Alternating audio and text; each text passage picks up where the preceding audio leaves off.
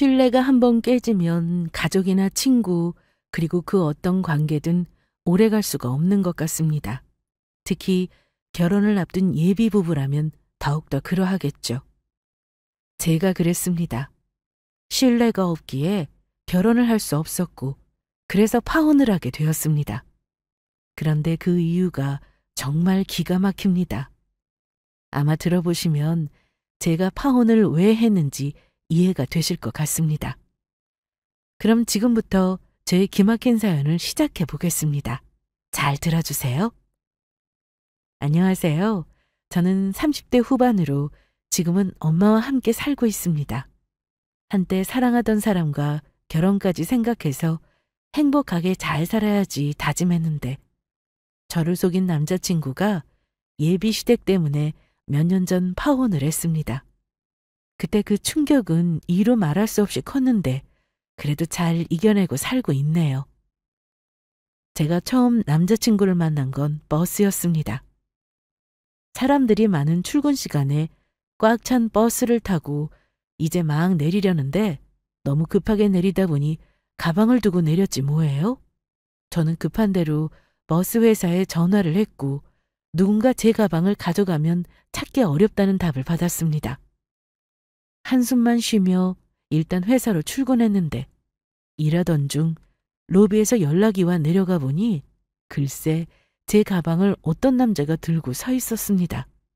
무슨 일인가 했더니 안녕하세요. 혹시 이 가방 주인 되세요? 네, 맞아요. 그런데 어떻게 이 가방을... 제가 내리려고 뒷문 쪽에 서 있었는데 가방을 두고 내리시는 걸 봤어요. 창밖으로 보니 한참을 버스를 쳐다보시는 게 보이길래 제가 가방을 챙겨서 내렸죠. 어떻게든 찾아드리고는 싶은데 아무것도 아는 게 없으니 가방 안을 들여다봤습니다. 안에 사원카드가 있었고 다행히 저희 회사 옆 빌딩이더라고요. 그래서 직접 드리면 되겠다 싶어서 이렇게 가지고 왔습니다. 정말 감사드려요. 중요한 게 많이 들어있어서 버스 회사에서 연락 오기만을 기다리고 있었는데. 주인 찾았으니 저는 이만 가보겠습니다. 중요한 물건도 찾아주셨는데 제가 밥이라도 사는 게 맞는 것 같아요. 혹시 명함 있으시면 주시겠어요? 아, 네. 여기요. 네, 이건 제 명함이에요. 괜찮으신 날짜나 시간대에 연락 주시면 제가 꼭 밥 사겠습니다. 이게 저희의 첫 만남이었습니다. 가방 때문에 인연이 시작된 거죠. 이후로 저희는 출근길 버스에서 자주 마주쳤습니다. 항상 제가 먼저 내리고 두 정거장 뒤에 남자친구가 내려서 같은 버스를 타는 일이 많았어요. 그러다 보니 자연스레 친해지게 되었고 이후 저희는 점심때 따로 만나 같이 식사를 하거나 퇴근 후 만나서 술도 한잔하곤 했습니다. 그렇게 연인 사이로 발전하게 되었죠. 자기, 오늘 저녁에 시간 어때? 엄마가 경호 씨 너무 궁금해해서 집에 데리고 오라고 그러시거든? 당연히 되지. 그럼 퇴근하고 같이 가는 거야? 오늘은 내가 차 가지고 왔으니까 퇴근하고 자기 회사 앞으로 갈게. 그래, 그럼 이따 7시 반 정도에 내려갈게.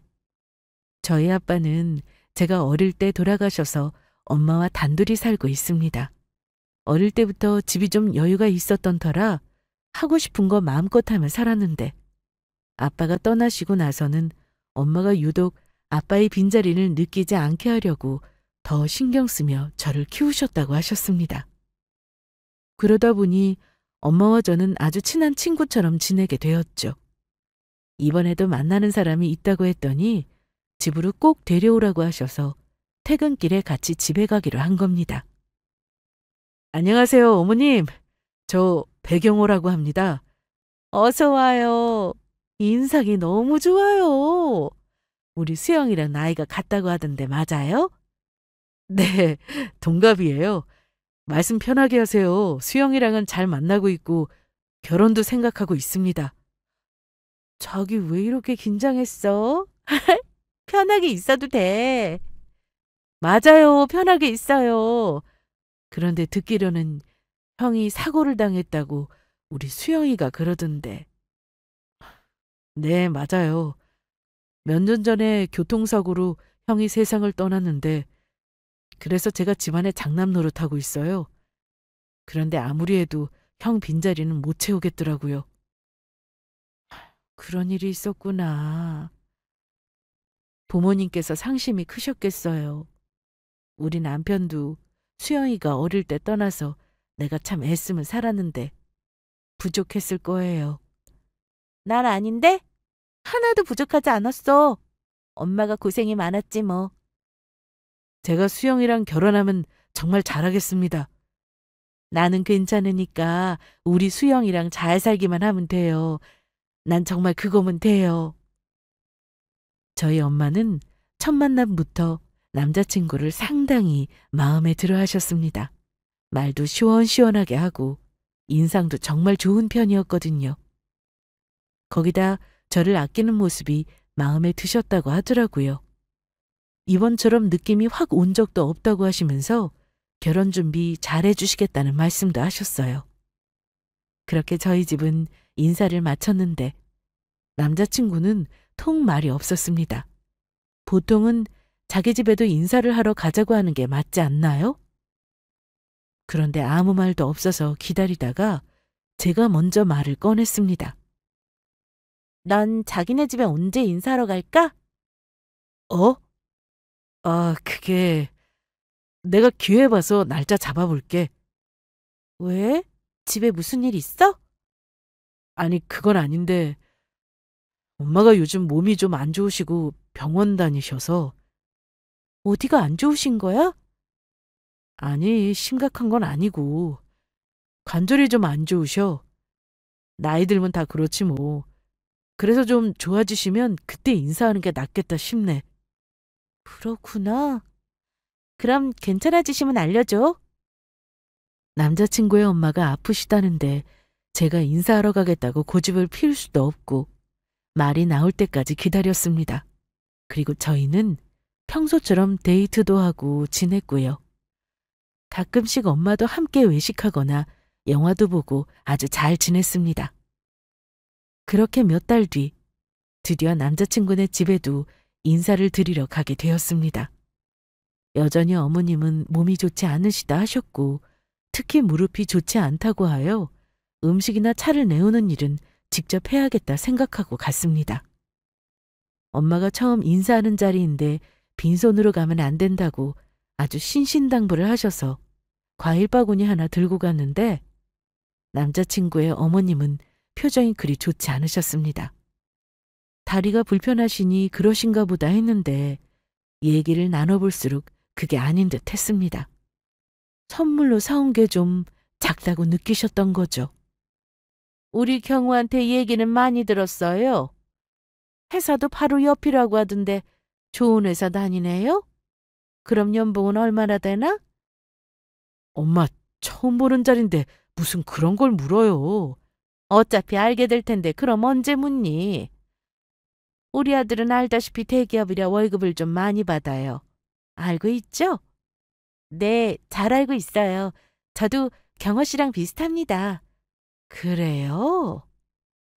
근데 과일 바구니만 덜렁 들고 왔어요?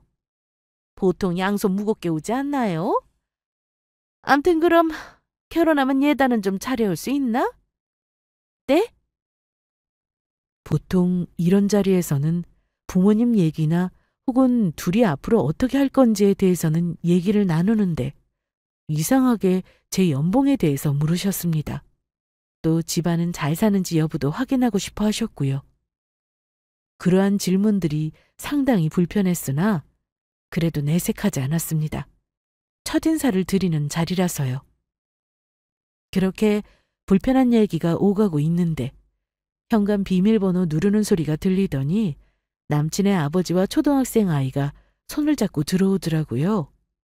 누군가 했는데 이미 세상을 떠난 아주버님의 아이라고 했습니다. 나이는 10살이고 돌볼 사람이 없어 시모가 키우고 있다고 하면서요. 남자친구의 형은 미혼부로 아이를 혼자 키우고 있었다고 했습니다. 그러다 형이 사고로 몇 년 전에 죽고 아이는 남친의 엄마가 돌보게 된 거라고 하더군요. 경호 만나는 사람인가? 네, 안녕하세요. 김수영이라고 합니다. 그래요. 내가 애랑 동네 한 바퀴 돌고 오느라 어서 얘기 나눠요. 아빠도 이쪽으로 오세요. 네, 앉으세요, 아버님. 그럴까, 그럼? 뭘 앉아요? 애랑 방에 들어가 있어요. 같이 오세요, 아버님. 여기 앉으세요, 아빠. 예, 넌 이름이 뭐야? 잘생겼다. 이리 와 앉아봐. 배민수요. 그래, 인사했으면 얼른 들어가서 공부해. 여보, 얼른 민수 데리고 들어가요. 나 참, 아들 만나는 사람인데 얘기도 못하게 하나? 에휴. 제가 막 인사를 하려는데 남친의 어머님은 뭐가 그리 급한지 방으로 빨리 들어가게 했습니다. 무릎이 안 좋아서 제가 집에 들어왔을 때도 가만히 앉아 계시던 분이 벌떡 일어서더니 아이와 아버님을 끌고 방으로 밀어넣듯 하시더군요. 좀 의아하긴 했으나 그렇게 인사를 마치고 저는 집으로 돌아왔습니다. 남자친구는 엄마 대신 사과를 하면서 이해해달라고만 했는데 사실 기분이 좀 안 좋긴 했습니다. 그래도 첫인사 자리인데 질문의 내용도 그렇고 저에 대한 궁금함보다는 저의 조건을 보려고 하시는 게 내내 신경이 쓰이더라고요. 거기다 남자친구의 아버님과는 얘기도 나눠보지 못했고요. 결혼한 친구들을 만나면 하나같이 시댁 얘기를 할 때 욕하기 바빠서 이해도 되지 않고 나는 결혼해도 그러지 말아야지 하고 다짐했는데 역시 시댁은 다 똑같은가 이런 생각까지 들었습니다. 하지만 사람을 처음 보고 어떻게 판단할 수 있겠어요?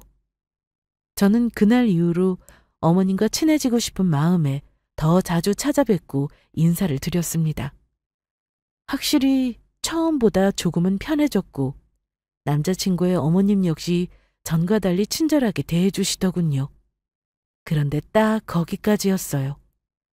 제가 아무리 노력해도 예비 시어머님은 저에게 마음을 완전히 내어주진 않으시더라고요. 어서 와.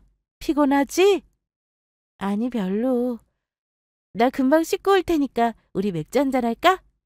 좋지. 엄마가 꺼내놓을게. 얼른 씻고 와. 저는 엄마와 단 둘만의 시간을 자주 보냅니다. 말하기 힘든 고민도 아무렇지 않게 말할 수 있고 친구 같아서 너무 좋거든요. 이날도 엄마와 맥주 마시며 고민을 좀 얘기했는데요. 그 아주버님 애 말이야. 볼수록 경호 씨랑 똑같이 생겼어.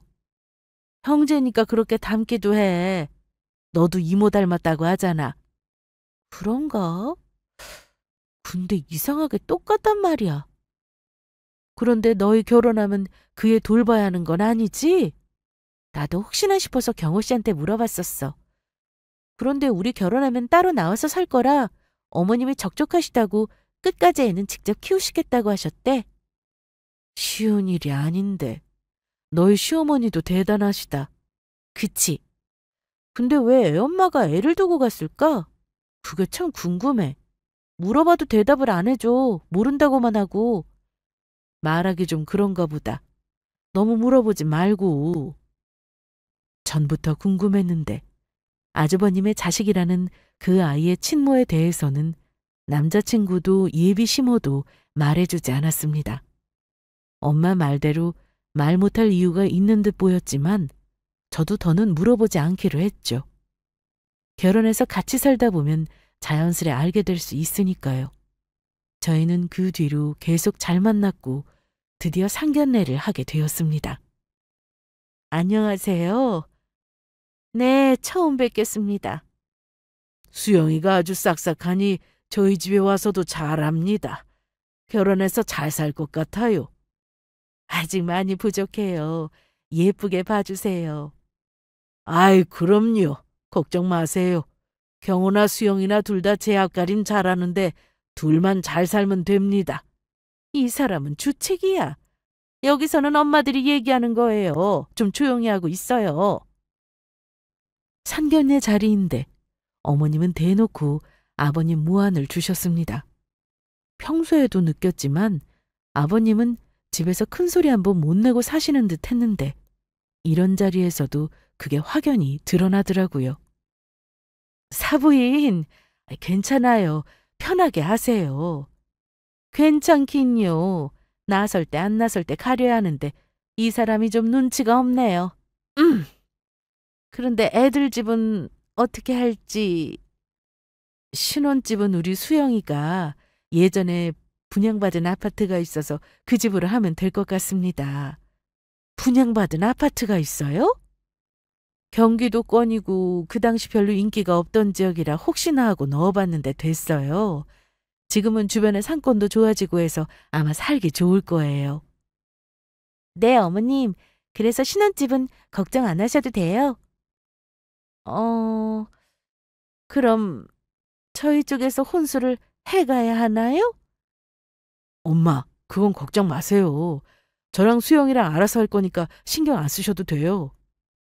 제가 지금의 남자친구를 만나기 전에 경기도권의 아파트가 당첨되어 가지고 있었는데 계속 전세를 주다가 마침 저희 결혼 시기와 전세 만기가 딱 들어맞아서 리모델링 좀 하고 들어가 살면 되겠다 싶었습니다. 집을 꼭 남자가 해와야 하는 법도 없고 되는 사람이 해가면 되는 거니 저희는 서로 능력껏 결혼 준비를 했습니다. 다행히 시댁에서도 별다른 요구는 하지 않으셨고 딱 기본만 하라고 하셔서 예비 시부모님이 쓰실 이불과 식기 그리고 수저 세트 이 정도만 하고 어머님이 항상 여기저기 쑤시다고 하시니 안마 의자도 같이 해드릴 생각을 했습니다. 그렇게 저희는 결혼 날짜도 잡았고 본격적으로 신혼집을 꾸미며 행복한 하루하루를 보내고 있었습니다. 그러다 저희 엄마가 시골에서 토종꿀을 보내왔다며 예비 시댁에도 갖다 드리라고 해서 퇴근길에 남자친구와 함께 시댁에 가게 되었습니다. 어서 와라. 뭘 또 가지고 왔어? 이거 꿀인데 시골에서 보내주신 거래요. 토종꿀이라 진짜 맛있어요. 어디 한번 먹어보자. 예, 그거 넣어둬라. 필요할 때 쓰게. 딱 봐도 비싸 보이는데 어디 맛을 봐요, 보기는. 어머님도 한번 드셔보세요. 제가 집에서 먹어봤는데 맛이 좋더라고요. 다 드시면 제가 또 가져올게요. 됐다. 뭘 그거 얼마나 자주 먹는다고. 저기 위에 올려둬라. 당신은 이제 며느리 될 애 앞에서 언제까지 날 이렇게 구박할 거야? 사람 창피하게 참. 구박이요? 구박? 당신이 여태 한 게 뭐 있어요? 그 많던 재산 주식한다고 다 날려먹고 지금 이 모양 이 꼴로 사는데 그게 다 누구 때문인데? 그만해요 좀. 애들 보는데. 뭘 그만해요? 창피한 건 아나 보지. 말 나온 김에 수영이 애도 알 건 알아야지. 우리가 젊었을 때 집도 크고 얼마나 잘 살았는지 모른다. 근데 주식에 손대면서 계속 돈 날리고 빚지고 내가 아주 그때만 생각하면은. 진짜 옛날 얘기 그만하세요. 다 지난 일이잖아요. 아이 참. 자기는 내 방에 잠깐 들어가 있어. 저는 그렇게 남자친구의 손에 이끌려 방에 들어왔습니다. 밖에서 한참 다투시는 소리가 들려 그냥 집에 갈까 하다가 책꽂이에서 책들을 꺼내봤습니다. 그러다 두꺼운 앨범이 하나 눈에 들어왔는데 열어보니 남자친구의 어릴 적 사진이었습니다. 너무 귀여워서 한참 보고 있는데 이게 좀 이상하더라고요. 가만 보니 남자친구 어릴 때 사진이 아닌 그 아이였습니다. 돌아가신 아주버님의 아들이요. 너무 닮아서 당연히 남친의 어린 시절이라 생각했는데 뒤로 갈수록 더 가관이었습니다. 남자친구와 그 아이가 함께 안고 있는 사진도 있었고 놀이동산에서 단둘이 찍은 사진도 보였죠. 물론 가족이니까 놀러 갈 수도 있는데 한 여자랑 남자친구 그리고 그 아이가 아주 어릴 때 다 같이 찍은 사진도 있었습니다. 그 순간 저는 심장이 쿵 하고 내려앉는 기분이 들었습니다. 설마 남친의 아이인가 싶은 생각이 들었어요. 그렇게 멍하니 앨범을 보고 있는데 그때 방으로 들어온 남자친구가 놀래더니 야, 너는 무슨 애가 말도 안 하고 막 꺼내보고 그래. 대체 어디까지 본 거야? 자기야, 이 사진 뭐야? 나 좀 이상한데. 무슨 사진? 이상하긴 뭐가. 이건 그냥 조카랑 놀러 가서 찍은 거야. 넌 이런 사진 없어? 아니, 이 여자 사진 말이야. 이게 언제적인데. 전에 만나던 여자야. 자기 만나기 훨씬 전이라고. 근데 왜 조카랑 셋이 찍은 거야? 아주버님은? 아, 그게... 맞다. 이때 형 죽고 없었거든. 그래서 내가 조카 데리고 여자친구랑 놀러 간 거지.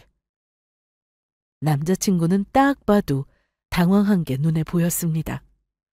정말 말 그대로 전 여친 사진을 정리 못해서 미안한 마음에 그럴 수도 있었겠지만 느낌이 이상했습니다. 보통은 애가 어리면 엄마랑 같이 찍은 사진도 있어야 하는데 말이죠. 그런 사진은 단 한 장도 없었거든요. 그렇게 집에 돌아온 저는 내내 신경이 쓰였습니다. 설마 하는 생각이 들었으나 사진만 가지고 사람을 의심할 수도 없고 시모나 시부에게 물어보는 것도 좀 이상하더라고요. 그래서 엄마에게 얘기를 했습니다. 네 말 들어보니 좀 이상하긴 하다. 저번에 경호가 인사 왔을 때 형은 몇 년 전에 죽었다고 하지 않았어? 그러네 정말?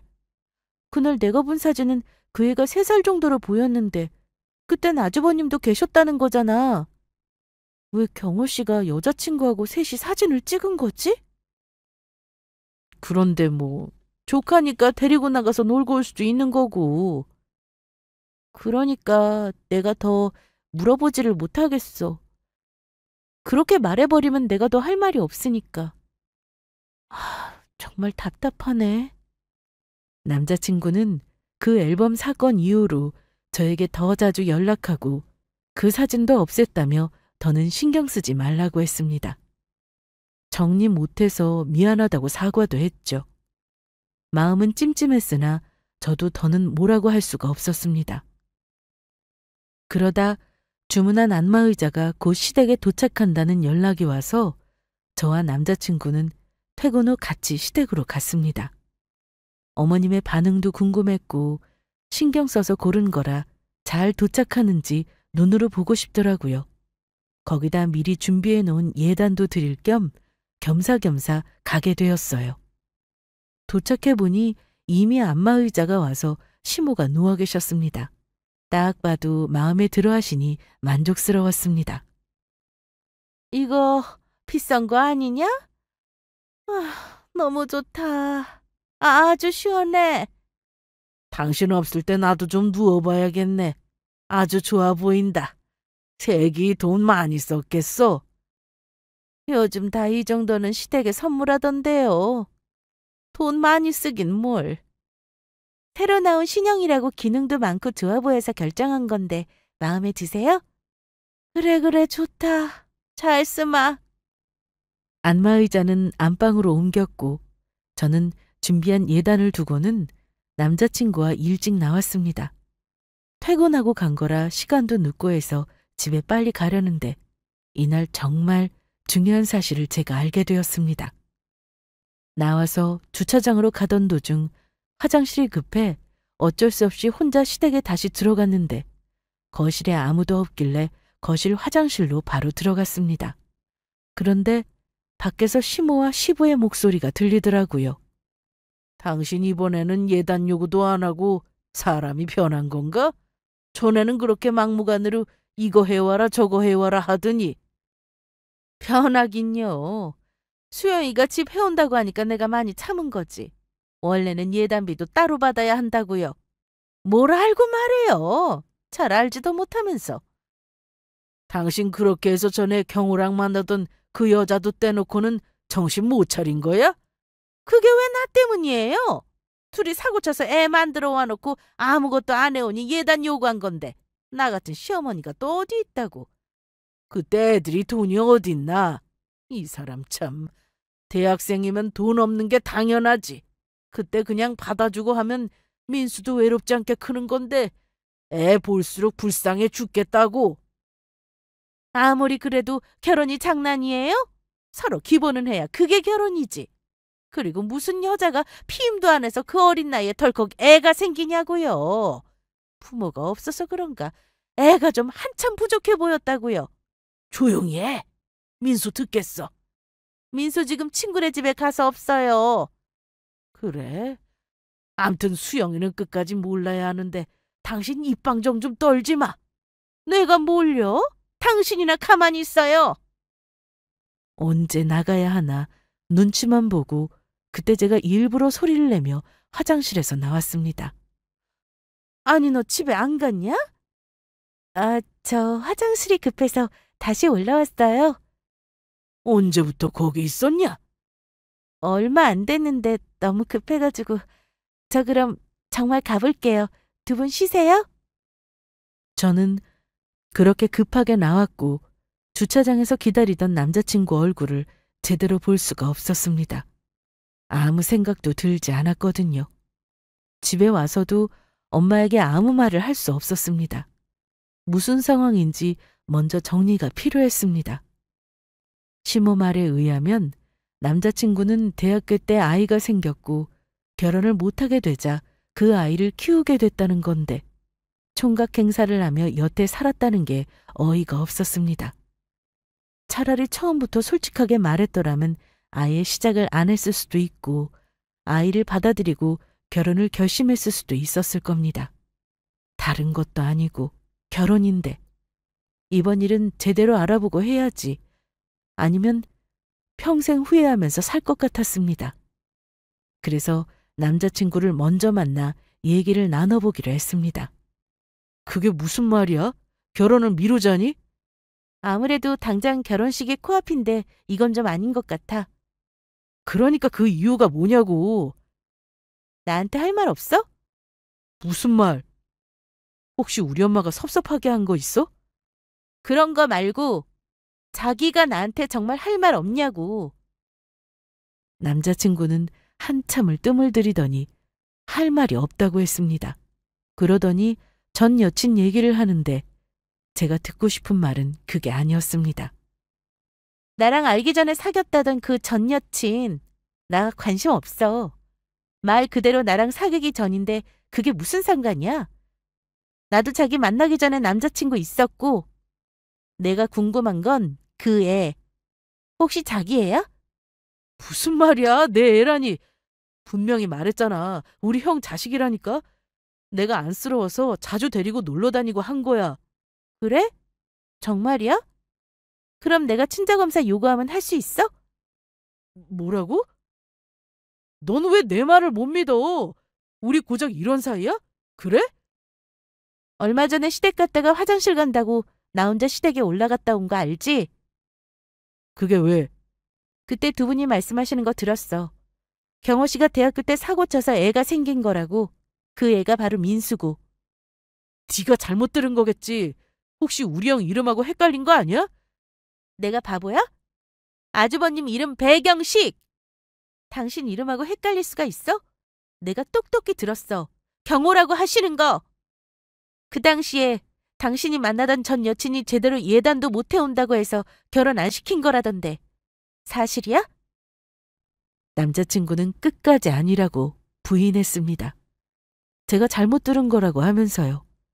하지만 저는 이 결혼을 그대로 진행시키고 싶지 않았습니다. 그리고 한편으로는 그 애가 남자친구의 아이가 아니라고 듣고 싶기도 했습니다. 저는 일방적으로 결혼을 보류하자고 통보했고 그랬더니 남자친구는 물론 시댁에서도 난리가 났습니다. 주변에 아들 결혼한다고 다 알렸는데 이게 무슨 망신이냐며 오히려 저를 나무라시더라고요. 사실 저나 엄마가 제일 속상한 일인데 그 누구도 제대로 말해줄 생각은 안 하고 시모는 계속해서 예정대로 결혼을 해야만 한다고 했습니다. 한동안 시댁 연락을 받지 않고 회사에서 일만 하며 지냈는데 어릴 때부터 친하게 지냈던 친구 한 명이 급한 일이라며 만나자고 했습니다. 그래서 대체 무슨 일인가 싶어 만났는데 글쎄 저한테 이런 얘기를 해주더라고요. 수영아, 너 결혼 준비는 잘 돼가? 뭐 그냥 그래. 근데 대체 급한 일이라는 게 뭐야? 일단 이 사진 좀 봐봐. 이게 누구야? 경호 씨네? 근데 사진 화질이 왜 이래? 내가 멀리서 당겨서 찍어서 그래. 지금 그게 중요한 게 아니고 엊그제 내가 친구들하고 술 한잔 하는데 같은 술집에 네 남친이 딱 있더라고. 전에 네가 사진 보여줬었잖아. 얼굴이 똑같아서 인사나 할까 했는데 어떤 여자랑 단둘이 있길래 그냥 모른 채 했거든? 느낌이 이상해서 사진 찍어왔는데 너 혹시 아는 여자야? 잠깐만. 어디서 본 것 같기도 하고 그냥 친구 아닌가? 그래? 난 또 결혼 앞두고 네 남친이 바람 피우나 했지 괜히 걱정했네. 다시 보여줘봐. 좀 낯이 익은데 누구지? 어디서 본 것 같은데? 저는 순간 생각나는 사람이 있었습니다. 남친의 방에서 본 앨범 속 그 여자. 그 여자가 맞았어요. 왜 전 여친을 최근에 다시 만난 건지 도무지 이해할 수가 없었습니다. 아니면 그동안 계속 만나왔던 건지 제가 알 수가 없었죠. 그래서 저는 이 결혼을 완전히 끝낼 작정으로 남자친구에게 전화를 했습니다. 그런데 전화를 안 받더라고요. 결혼 날짜도 곧 다가오는데 이건 아니다 싶어 시댁에 가서 제대로 말하고 끝내는 게 좋겠다 생각했습니다. 그렇게 차를 끌고 가서 시댁 주차장에 차를 대는데 어쩜 상황이 이렇게 돌아갈 수가 있을까요? 남자친구와 그 사진 속 여자가 아파트 입구로 함께 들어가는 게 눈에 보였습니다. 도대체 일이 어떻게 돌아가는 건지 답답하더라고요. 저와 연락이 뜸한 사이에 다시 전 여친이라도 만나는 건가 별 생각이 다 들었습니다. 저는 마음을 다잡고 차에서 내려 시댁으로 올라갔습니다. 현관 비밀번호를 알고 있어서 누르려는데 안에서 큰 소리가 났습니다. 무슨 일인가 싶어 급하게 문을 열고 들어갔더니 그 여자가 시모와 싸우고 있더군요. 네가 여길 어디라고 와? 안 나가? 제 애 데리러 왔어요. 민수 어디 있어요? 민수야! 엄마야! 엄마 왔어! 여긴 네 애가 어딨어! 어딨어! 여보! 저는 당장 끌어내 얼른! 경호야 데리고 나가. 이거 안 나? 내 데려오라고! 그때 현관에 서 있는 저를 본 남자친구는 매우 놀라 어쩔 줄 몰라 했습니다. 시모와 시부 역시 아무 말 못하고 저를 보기만 했죠. 수영아, 너 연락도 없이 여기를 어떻게... 일단 나가. 나가자. 내가 다 얘기할게. 다 설명할게. 아니, 이거 나 결혼 취소하려고 온 거야. 너랑 결혼 안 한다고. 뭐? 그게 무슨 말이야? 아니, 결혼을 취소한다니. 결혼은 없던 일로 하겠다 이거냐? 우리 경호랑 안 산다고?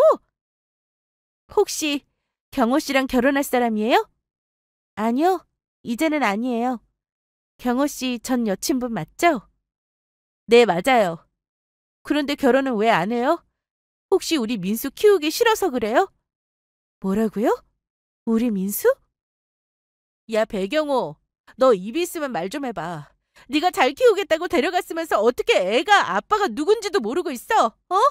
거기다 결혼할 거면 애도 책임져야지. 애 있는 거 속이고 결혼하려고 한 거였니? 그러니까 민수가 경호 씨 자식이 맞는 거죠? 그럼 그쪽이 애 친엄마고요? 네, 맞아요. 애가 보고 싶어서 연락하면 잘 있다고만 하고 보여주지도 않고 그냥 몰래 찾아와서 운 좋으면 멀리서나마 애 보고 가고 아니면 그냥 돌아가곤 했어요. 그렇게 10년을 살았어요. 이제 형편이 좀 나아져서 애 데려가서 하루만이라도 시간 보내고 싶다고 경호 씨한테 연락했더니 안 보여주더라고요. 그래서 직접 찾아온 거예요. 정말 혼돈 그 자체였습니다. 민수라는 아이는 남자친구의 애가 정말 맞았고 이미 고인이 된 아주버님과는 전혀 상관도 없었죠. 대학교 때 서로 좋다고 만나서 애가 생겼는데 시모의 반대가 심해 헤어졌고 애는 자기 아들 핏줄이니 데려온 모양인데 아들 인생 망치고 싶지 않아 총각으로 살게 한 거였습니다.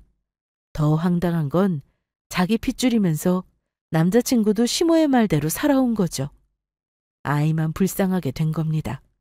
거기다 이 전 여친이라는 사람은 아이를 데려가겠다고 난리를 피웠는데 시몬은 애는 못 준다고 소리를 질러대고 앞집이랑 아래층 위층에서 사람들이 하나둘씩 모일 정도로 정말 시끄러웠습니다. 저는 그 상황에서 핑계만 늘어놓는 남자친구에게 뺨을 날렸습니다. 그랬더니 남친 엄마가 남의 귀한 자식 얼굴에 손을 댔다며 쌍욕을 하더라고요. 저는 그 상황이 어이없어 그저 웃음만 나왔죠.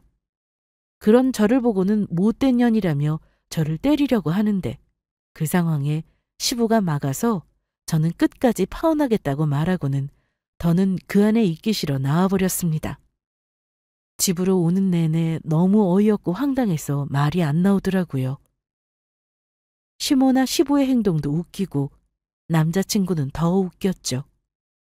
자기 자식을 어쩜 그렇게 남보듯 할 수 있는 건지 언제까지 조카로 되어만 살 수 있을 거라고 생각한 걸까요? 저라면 엄마가 반대해도 끝까지 키웠을 겁니다. 절대로 남의 자식으로 크게 하진 않았을 거예요. 물론 그 상황이 되어보지 않아서 말로 함부로 하면 안 되겠지만 부모 자식과는 천륜인데 얼마나 모진 사람이기에 그게 가능한 건지 한마디로 사이코 같았어요. 저는 집에 와서 바로 엄마에게 이 모든 사실을 얘기했습니다. 엄마도 너무 놀라서 처음에는 아무 말씀 못 하셨지만 바로 냉정을 되찾고는 위자료 청구는 물론 예단도 다 돌려받아야 한다고 하셨습니다. 저도 그동안 속은 걸 생각하면 참을 수가 없어서 엄마의 말대로 하기로 했습니다. 남자친구는 제 예상대로 전화부터 문자까지 정말 전화기에 불이 날 정도로 연락을 해댔습니다. 속인 건 미안하지만 아이는 신경 쓰지 않고 살 수 있게 해주겠다며 계속 그대로 결혼을 하자고 하더군요. 누가 그런 결혼을 할 수 있을까요? 저는 단호하게 파혼을 요구했고 보내준 예단을 다시 돌려달라고 했습니다. 그랬더니 그건 엄마와 얘기를 해봐야 한다며 갑자기 태도가 바뀌더라고요. 좀 황당했습니다. 그래서 어떻게 하면 좋을지 회사에 출근해서도 고민만 하고 있었는데 회사로 손님이 찾아왔다는 연락을 받고 로비로 내려갔습니다. 그런데 저를 찾아온 건 다름 아닌 남자친구의 전 여친이었습니다. 아니, 제가 여기 다니는 건 어떻게 알고... 그날 집에서 경호 씨 엄마가 그쪽 얘기를 많이 했어요. 저랑은 비교도 안 된다는 둥 이 회사 이름까지 대면서 돈도 잘 버는 며느리가 들어올 거라고 당장 나가라고 소리를 질렀거든요. 기억했다가 이렇게 찾아왔네요. 그런데 저랑 무슨 볼 일이 있으신 거죠? 저 그 사람하고 결혼 안 할 거예요. 불쾌하셨다면 죄송해요. 그리고 결혼 안 하신다니 다행이네요. 절대로 그 집안이랑 엮이지 말라고 말해주려고 온 거거든요. 만약 두 사람이 결혼해서 제 애라도 데리고 산다고 하면 안 되니까 그것도 막으려고요. 그런 얘기를 왜 그쪽한테 들어야 해요? 저 말고 경호 씨한테 가서 말해요. 인간 같지도 않은 집안이잖아요. 제가 말한다고 듣겠어요? 처음 경호 씨 만난 건 대학교 2학년이었어요. 그때 CC였고 아이가 생겨서 결혼할 마음까지 먹었죠. 그런데 제가 그 집안에 인사드리러 갔더니 제 조건을 보고는 반대하셨어요. 저희가 끝까지 헤어지지 않으니까 애만 낳아서 데려오라고 하더라고요. 그 당시 제가 부모님도 안 계시고 혼자 살고 있어서 혼자 애 키울 형편도 안 됐고 경호 씨는 애만 낳으면 엄마가 받아줄 거니 걱정 말라고 했고요. 참나, 기가 막히네요. 그래서요? 그래서 경호 씨만 믿고 애를 낳았어요. 그런데 그 집에서 애를 데려오라고 해서 데려갔는데 양육비 안 받고 잘 키워줄 테니 애 앞에 나타나지 말라고 하더라고요. 이미 애는 경호 씨 엄마가 데려갔고 달라고 해도 안 주는데 어떤 엄마가 애를 두고 오겠어요. 몇 번이나 데려오라고 했는데 그때 제가 무슨 힘이 있냐고요. 돈도 없고 부모님도 없지 고아나 마찬가지로 커서 아는 사람 한 명 없어 그렇게 경호 씨한테 애를 맡기게 된 거예요. 말이야 맡긴 거라지만 한마디로 뺏긴 거죠. 그럼 그동안 경호 씨랑 쭉 연락하고 지낸 거예요? 아니에요. 경호 씨가 엄마 몰래 아이를 데리고 나와서 저랑 만난 적은 있었는데 그것도 몇 번뿐이었고 이후 제 연락을 안 받아줬어요. 그래서 애가 보고 싶을 때마다 문자로 사진만 보내달라고 하는 정도였어요. 자꾸 연락하면 오히려 애를 더 안 보여줄 것 같아서 몰래 찾아와 멀리서 보는 정도뿐이었고요. 혹시나 이사라도 가면 제가 멀리서 보는 것도 못하게 되니 그쪽에서 하라는 대로 할 수밖에 없었어요. 그쪽도 참 답답하시네요. 아무리 그래도 애엄마면서 어떻게든 혼자 키웠어야죠. 경호 씨가 전에 이런 말을 하더라고요. 자기가 애 잘 키우고 있고 기회 되면 엄마라고 소개해주고 만나게도 해줄 테니 기다려달라고요. 그래서 그 말만 믿고 정말 악착같이 공부하고 일하면서 이제 좀 형편이 폈는데 알고 보니 애 아빠가 누군지도 모르고 크고 있고 기가 막혀 데려간다고 했더니 안 준다는 거예요. 들으면 들을수록 기가 찼습니다. 애를 데려가려면 그동안 애한테 들어간 돈을 내놓으라고 했다는데 와, 결혼 전에 이 사실을 알게 된 게 얼마나 다행이던지. 이 전 여친은 저까지 그 집안으로 인생 망칠까 미리 말해주러 온 거였습니다. 그러면서 혹시나 제가 결혼을 강행하면 자기 자식을 끝까지 못 보게 될 것 같아 저를 찾아온 거죠. 저는 더 확실하게 알았으니 남자친구와 그 집안에 다시 한번 파혼 통보는 물론 예물과 예단을 돌려달라고 했고 위자료 청구까지 한다고 얘기했습니다. 그런데 자기들은 돌려줄 의무가 없다고 하더군요. 사실 그거 돌려받지 않아도 사는데 아무 지장 없습니다. 하지만 너무 화가 나서 미치겠더라고요. 저는 물론이고 어떻게 애엄마라는 사람한테도 그런 짓을 할 수가 있는 건지. 그래서 남친 엄마에게 직접 전화를 했습니다. 내가 전화할 땐 그렇게 안 받더니 왜 연락했니? 경호 씨가 예물 안 돌려주고 있어요. 그리고 제가 드린 예단도 다 보내주세요. 안마의자까지요. 네가 알아서 보내놓고는 왜 다시 달라고 하는 거냐? 이런 법은 없다. 그리고 파혼은 네 입에서 나온 거지 우리가 하자고 한 게 아니다. 그래놓고 준 걸 다시 빼서? 어른 가지고 노는 거야 뭐야. 결혼 깬 사람이 무슨 말이 그렇게 많아. 우리가 소송 걸어도 모자라. 누가 먼저 파혼을 하자고 했든 원인 제공을 한 사람이 있다면 돌려주는 게 맞아요. 시끄럽다. 네가 결혼 파토내서 우리도 지금 망신당하고 있다고? 위자료를 요구하려면 우리가 해야지. 왜 네가 돈을 달라고 하니? 어? 우리 아들이 보는 눈이 없어 참. 어쩜 하나같이 골라오는 여자라고 다 처모냥들인지. 그렇게 막말을 내뱉은 남친 엄마는 자기 할 말만 하고 전화를 끊어버렸습니다. 제가 다시 걸어도 안 받더라고요. 답답한 마음에 변호사로 일하는 친구에게 연락해서 방법이 없는지 물어봤는데 다행히도 제 말이 맞다고 하더군요. 파혼의 귀책 사유가 인정되면 정신적 손해배상 및 위자료는 물론 결혼 준비를 하면서 쓴 비용 일체를 모두 청구할 수 있다고 했습니다. 그래서 이 내용을 정리해서 남친에게 보냈는데 그러면 자기도 어쩔 수 없이 위자료 청구를 하겠다고 나왔습니다. 거기다 자기가 해준 반지와 목걸이도 돌려달라고 하더군요. 더럽고 치사해서 보내주려고 했으나 책임이 있는 쪽에서는 반환 요구를 할 수 없다고 하여 어디 하고 싶은 대로 해보라고 큰 소리 쳤습니다. 그리고 저는 본격적으로 소송 준비에 들어갔고 파혼 소송 제기를 위해서는 명백한 귀책 사유가 필요했는데 이건 그 전 여친이라는 사람이 도와주기로 했습니다. 이것보다 더 명백한 증거가 어디 있겠어요? 또한 결혼 준비를 하면서 들었던 비용에 대한 청구도 하기 위해서 예식장의 예약 사실과 상견례했던 장소 등을 제대로 문서화했습니다. 남자친구 집안에서는 제가 그 전 여친과 연락을 하고 있다는 사실은 알지 못했기에 그 모든 사실을 입증하는데 어려움이 있을 거라 생각했을 겁니다. 하지만 저는 보다 확실하게 한 방에 끝내고 싶었기에 제대로 준비했습니다. 그렇게 저는 변호사 친구의 도움을 받아가며 소송 준비에 힘썼고 빼도 박도 못할 증거를 제시하여 제가 원하는 조건으로 승소할 수 있었습니다.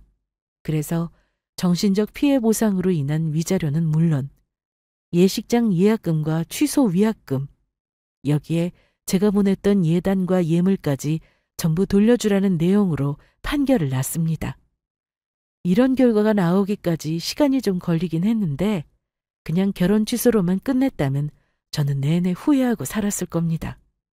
이후 친구들과 회사 사람들에게 결혼이 취소되었다고 말했는데 결혼 잘못했다가 이혼하는 것보다 훨씬 낫다며 오히려 잘했다는 얘기를 해주더군요. 무엇보다 제 옆에서 이 모든 걸 지켜본 엄마에게 제일 미안했고 또 고마웠습니다. 엄마, 그동안 마음고생 많았지? 미안해. 이게 왜 미안할 일이야. 너무 잘했다. 아빠가 도우신 게 아닌가 싶기도 하고. 애가 있는 줄도 모르고 속아서 결혼까지 했어 봐. 생각하기도 싫다. 맞아.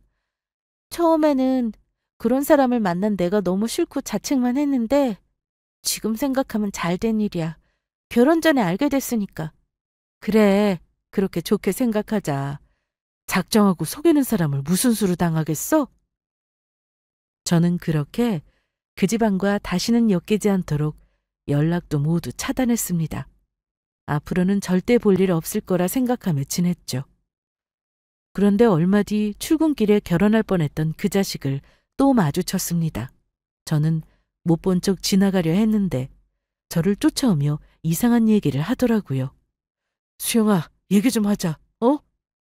자꾸 따라하면 경찰에 신고할 거야. 빨리 안 꺼져? 야, 너 이럴 거야? 우리 그래도 서로 좋아했잖아. 이렇게 쉽게 끝나는 게 말이 돼? 내가 너무 쉽게 끝내준 것 같은데 더 힘들게 해줄까? 그게 네가 바라는 거니? 이게 다 그 애 때문이잖아. 그렇지?